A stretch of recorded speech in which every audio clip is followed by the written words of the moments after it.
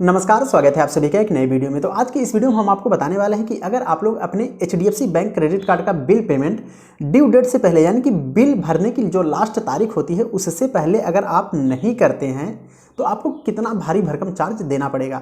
तो सबसे पहले आप लोग थोड़ा सा बेसिक समझ लीजिए, यानी कि जब हमारे क्रेडिट कार्ड का बिल जनरेट होता है उसके 20 दिन बाद का समय हमको मिलता है उस बिल को भरने के लिए।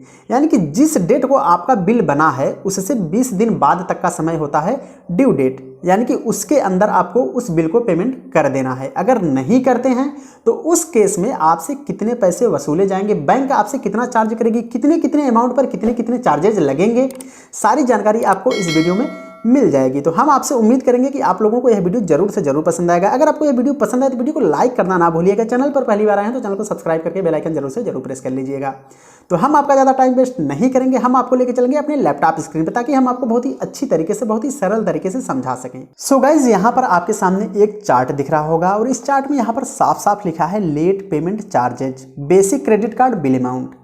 तो शुरुआत होता है यहाँ पर स्टेटमेंट बैलेंस से लेकर। स्टेटमेंट बैलेंस का मतलब यह है कि आपने अपने क्रेडिट कार्ड का जो अमाउंट यूज़ किया है उसी को स्टेटमेंट बैलेंस बोलते हैं। मतलब जिस अमाउंट पे आपने खर्चा कर दिया है और उसको पे नहीं किया है।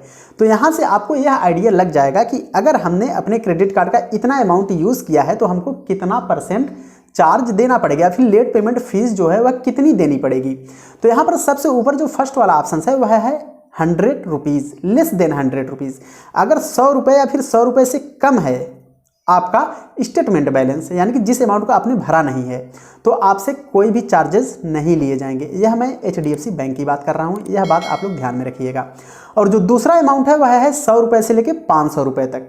तो 100 रुपये से लेकर 500 रुपये तक का जो अमाउंट है, अगर आपने उस अमाउंट को नहीं भरा है तो आपसे वसूले जाएंगे 100 रुपये प्लस 18% GST। तो आप लोग यहाँ से आइडिया लगा सकते हैं। इसके बाद अगर आपका अमाउंट है 501 रुपये से लेके 5000 रुपये तक, तो उस केस में आपसे वसूले जाएंगे 500 रुपये प्लस 18% GST, यानी कि 590 रुपये। और यहाँ पर नेक्स्ट अमाउंट दिया गया है 5001 रुपये से लेके 10,000 रुपये तक, यानी कि आपके क्रेडिट कार्ड का जो बकाया राशि है, जिस पैसे को आपने नहीं भरा है, वह है 5001 रुपये से लेके 10,000 रुपये के बीच में या फिर 10,000 रुपये तक। तो उस केस में आपसे लिए जाएंगे 600 रुपये प्लस 18% GST। इस बात का आपको ध्यान रखना है कि जो लेट पेमेंट लगेगा उसके साथ साथ 18% GST जुड़ती जाएगी अलग से।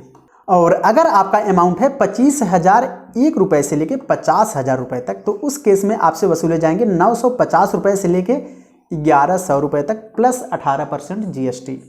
और इसी में है अगर आपके क्रेडिट कार्ड का बिलिंग अमाउंट, यानी कि जिस अमाउंट को आप नहीं भर पाए हैं वह 50,000 से ऊपर है, तो उस केस में आपसे लिए जाएंगे 950 रुपये से लेके 1300 रुपये तक प्लस 18% GST।